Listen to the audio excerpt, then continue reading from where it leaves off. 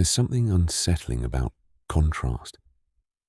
The idea that something innocent, something soft, playful, even childlike, can be tied to something unimaginably dark, because it forces us to confront a truth we'd rather avoid. That horror doesn't always look like horror. Sometimes it hides behind ordinary doors. Sometimes it exists in places filled with everyday objects. And sometimes it becomes attached to something that should represent innocence. Tonight's case takes us to Hong Kong in the late 1990s, a dense, fast-moving city where millions of lives overlap every day. And inside one apartment, hidden among that noise and normalcy, a prolonged and deeply disturbing crime unfolded. It would later become known as the Hello Kitty murder case, not because of anything innocent, but because of where the victim's remains were found. This is the story of a young woman named Man-Yee and the unimaginable cruelty she endured. Viewer discretion is strongly advised. While this video avoids overly graphic detail where possible, the subject matter is extremely disturbing. Man-Yee was 23 years old. She had lived a very difficult life. Practically born an orphan, she lived a life of abuse, victimization, and the reality that you do what you must to survive. Yet like many vulnerable individuals, she was navigating a world that often offered very little protection. At some point in 1999, Fan crossed paths with a man named Chan Man-Lok. He was involved in criminal activity and had connections to some very powerful local gangs. Their relationship, if you can call it that, revolved entirely around narcotics and nightlife. However, at some point Fan became disillusioned with the life they were leading, and during a particularly heavy night, when Chan had passed out, she took his wallet with around 32,000 yen, about $4,000, her belongings, and fled. When Chan awoke and saw Fan was gone as well as his money, he recruited the assistance of two other gang affiliates, Lung Wailun and Lung Xingqiu. Together, they would search the entire city looking for Fan, and eventually they would find her seeking refuge at a brothel. Fan was abducted and taken to an apartment in the Tsim Sha Tsui district of Hong Kong. The three men would then make the apartment their home and the prison for Fan. 33-year-old Chan would also invite his 13-year-old girlfriend to come and stay as well. What followed was not a single act of violence. It was a prolonged period of captivity. For approximately 1 month, Fan was held against her will inside that apartment. During that time, she was subjected to repeated abuse. The details presented in court shocked even seasoned investigators, because this was not impulsive violence. It was sustained, deliberate, and carried out over weeks. She was routinely beaten daily. All four of the people present would take turns kicking, punching, and hitting Fan with metal poles, to the point it became a game between them, as to who could make her lose consciousness quickest. She was subjected to regular bouts of violent SA, again by every member of the group. She was often burned with hot metal rods and hot wax. The gang would rub spices into any wounds that Fan got, and she was sometimes even strung up like a punching bag and used for what the gang called stress relief. Humiliatingly, she was often made to admit to the gang that she enjoyed the torture if she wanted any respite. Fan was treated as if she were less than human. And perhaps the most disturbing part is that this wasn't hidden in some remote location. It happened in a normal apartment, in one of the busiest cities in the world, surrounded by neighbors. By the end of the month, it was as if Chan had forgotten the money, and this had become a sadistic game instead. It was after a particularly cruel beating from Chan that Man-Yee would suffer traumatic shock, and ultimately, yet sadly, mercifully pass away.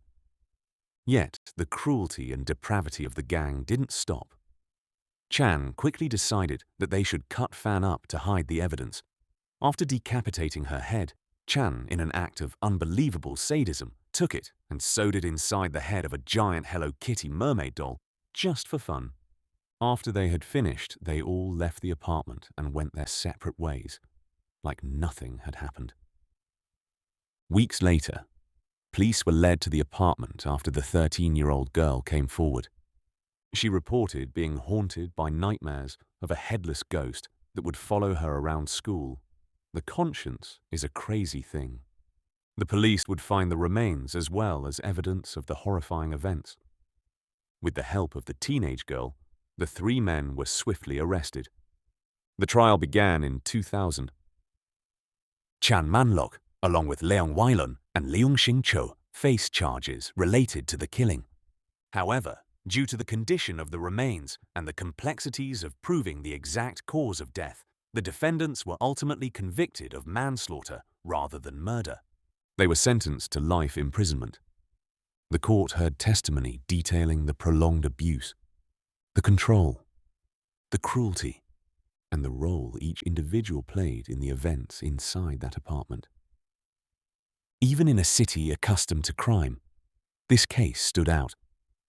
The judge on the case, Justice Peter Nguyen, said, "Never in Hong Kong in recent years has a court heard of such cruelty, depravity, callousness, brutality, violence, and viciousness." When people hear about cases like this, the question is always the same. How? How can something like this happen? How can multiple people participate in prolonged cruelty without stopping? Psychologists often point to dehumanization, the process of seeing someone not as a person, but as an object. Once that line is crossed, empathy disappears. And without empathy, there is nothing left to restrain cruelty. In this case, that line was crossed early, and what followed was weeks of suffering inside a single apartment, hidden in plain sight. The image of a Hello Kitty doll, something designed to represent joy and innocence, becoming associated with such a crime, creates a kind of psychological shock. It reminds us that horror doesn't exist separately from everyday life. It exists within it, right beside it. It's important to remember that behind the headlines, behind the shocking details, was a real person. Fan Man-Yee, a 23-year-old, she had a life, a story, struggles, yes, but also humanity. At the time of this crime, Fan had not long given birth to a baby boy, and many who knew her told investigators that she kept talking about restarting her life anew and going to beauty school and raise her son. Instead, the Hello Kitty murder case is often described as one of the most disturbing crimes in Hong Kong's history. And Fan Man-Yee became another victim of a criminal underworld that Hong Kong had endured and ignored for years. If you found this video interesting or informative, please let us know what you thought of this case in the comments. And if you can give us a like and subscribe to the channel, it really helps more than you know. And tonight, take a second to remember Fan Man-Yee, who may have made some mistakes but paid far too hefty a price.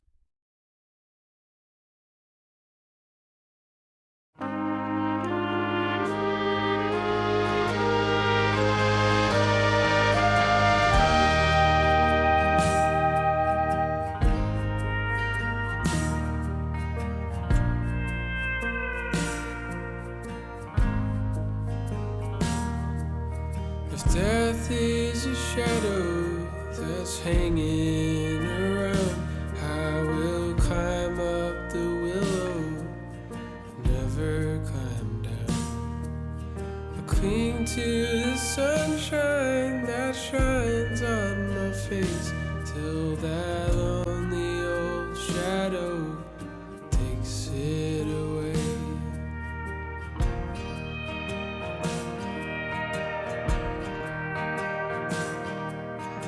Words of a preacher, the books I have read, who will bring comfort to the fears we are fed. Life is a mother who